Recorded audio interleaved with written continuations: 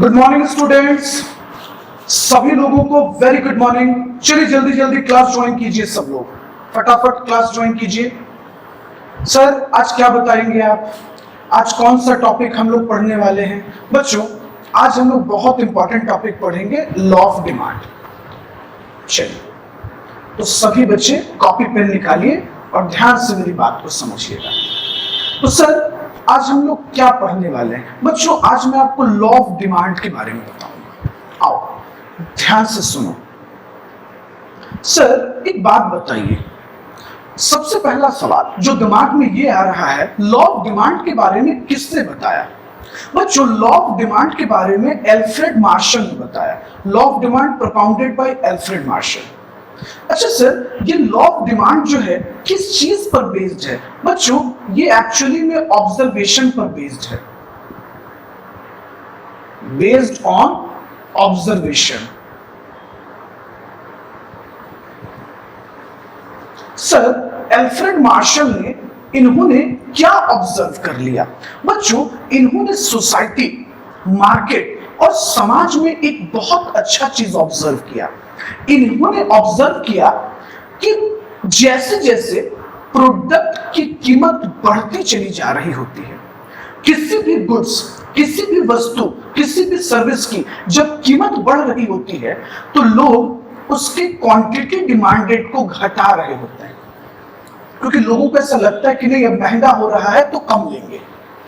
और जैसे जैसे उस प्रोडक्ट की कीमत कम हो रही होती है लोग क्वांटिटी डिमांडेड बढ़ा रहे होते हैं। इस चीज को बहुत बारीकी से एल्फ्रेड मार्शल ने ऑब्जर्व किया और साथ में यह भी कहा कि यह चीज तब एप्लीकेबल है जब अदर फैक्टर रिमेन कांस्टेंट। अब आप सोच रहे होंगे sir other factor remain constant का क्या मतलब है? किस चीज के बारे में कांस्टेंट कहा जा रहा है? देखिए जैसा कि आप जानते हैं बच्चों कि डिमांड किसी एक चीज पर तो डिपेंड करता नहीं। डिमांड किसी भी प्रोडक्ट के प्राइस पे डिपेंड करता है, प्राइस ऑफ रिलेटेड गुड्स पे डिपेंड करता है, इनकम पर डिपेंड करता है, कंज्यूमर के टेस्ट और प्रेफरेंस पर डिपेंड करता है। तो मार्शल का ये कहना था कि प्राइस को छोड़कर बाकी जितने भी फैक्टर हैं वो उस समय कांस्टेंट माने गए तो लॉ ऑफ डिमांड एप्लीकेबल हो जाएगा। तो देखिए इन्होंने क्या बताया और क्या लिखा, मैं आपको समझाता हूं लॉ ऑफ डिमांड क्या कहता है। देखिए बच्चों, law of demand states that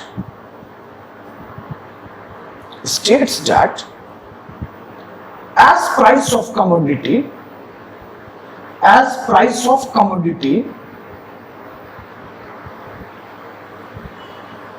commodity का मतलब बच्चों गुड्स, वस्तु।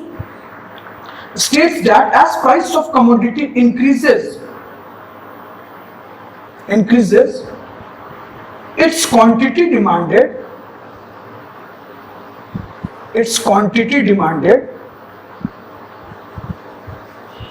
decreases and as price of commodity decreases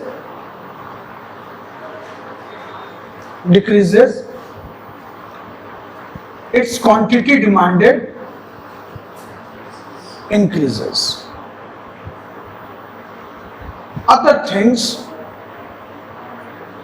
remain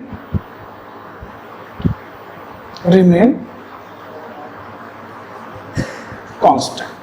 sir इसका यह मतलब हुआ कि जैसे जैसे किसी भी प्रोडक्ट का प्राइस बढ़ता चला जा रहा है, इंक्रीज करता चला जा रहा है, उसकी जो क्वांटिटी डिमांडेड है वो घटती चली जा रही है। और जैसे जैसे प्राइस ऑफ कमोडिटी घटता चला जा रहा है उसकी क्वांटिटी डिमांडेड बढ़ती चली जा रही है। तो दोनों के बीच सर उस तरह से तो इनवर्स रिलेशन हो गया, बिल्कुल इनवर्स रिलेशन हो गया। अदर थिंग्स रिमेन कांस्टेंट का मतलब क्या है? अदर फैक्टर रिमेन कांस्टेंट बच्चों, बाकी हर एक फैक्टर जो प्राइस को छोड़कर है वो सब कांस्टेंट माने जाएंगे। पता है बच्चों, इसको लैटिन वर्ड में सेट्री पैरिबस भी कहते हैं। अदर थिंग्स रिमेन कांस्टेंट मतलब ceteris paribus, other things remain constant. अच्छा सर, एक एग्जांपल लेते हैं। जैसे बच्चों मान लो, एक एग्जांपल से समझते हैं। Demand schedule, price of commodity और क्वांटिटी डिमांडेड। बच्चों मान लो एक प्रोडक्ट का 5 रुपीज कीमत था, तो कंज्यूमर 10 यूनिट कंज्यूम कर रहे थे। जैसे ही प्राइस इसका इंक्रीज कर गया, 5 to 7 हो गया, अब कंज्यूमर्स कितना यूनिट लेने लगे? तो मान लो कि अब कंज्यूमर जो है 5 यूनिट लेने लगे।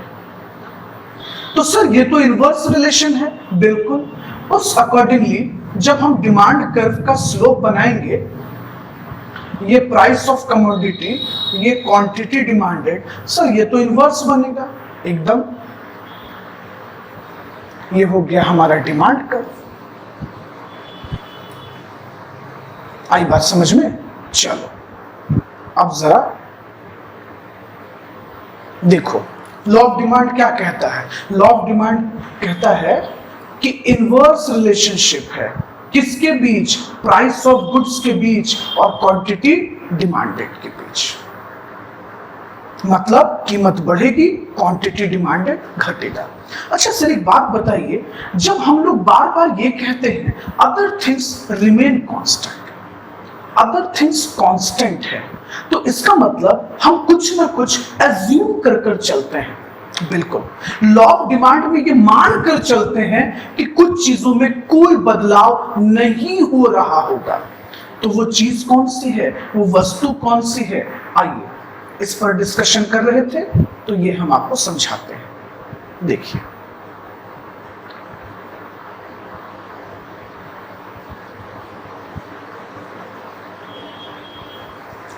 इसका मतलब प्राइस ऑफ रिलेटेड गुड्स में कोई चेंज नहीं होगा, इनकम ऑफ कंज्यूमर में भी कोई चेंज, टेस्ट ऑफ प्रेफरेंस में कोई चेंज, फ्यूचर एक्सपेक्टेड प्राइस में कोई चेंज, नंबर ऑफ कंज्यूमर में कोई चेंज नहीं होगा, और डिस्ट्रीब्यूशन ऑफ इनकम में भी कोई चेंज नहीं होगा। पता है बच्चों, मार्शल कहते हैं कि लॉ ऑफ डिमांड उस समय एप्लीकेबल है, लॉ ऑफ डिमांड उस समय फुलफिल हो सकता है जब बाकी हर एक फैक्टर प्राइस को छोड़कर कांस्टेंट हो, उसमें कोई परिवर्तन नहीं हो रहा हो, उसमें कोई चेंज नहीं हो रहा। इसी को तो हम कहते हैं assumption of law of demand। Got the point? Assumption of law of demand। देखिए स्क्रीन पर हमने ला दिया assumption of law of demand। यही assumption है, इसमें कोई चेंज नहीं, कोई परिवर्तन नहीं। होप सो यहां तक कोई दिक्कत नहीं होगा आपको। क्लियर है? चलिए, थैंक यू एवरीवन।